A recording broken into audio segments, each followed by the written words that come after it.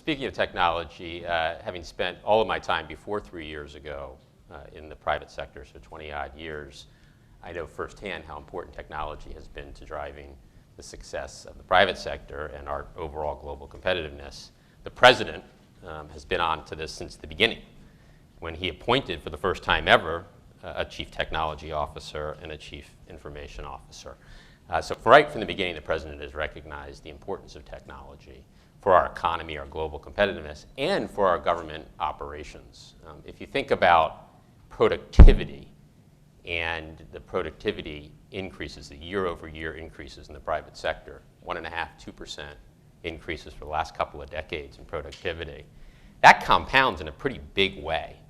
And companies that weren't on that curve are no longer with us.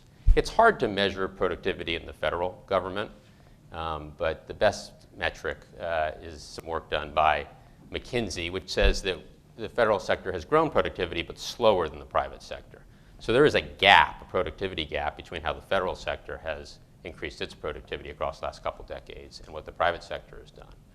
We all know that it's wrong to assume technology is the answer and lead with technology, but technology at the same time has been at the center of those productivity gains. And we need to close that productivity gap. So central to closing that productivity gap is improving innovation and technology in the federal government.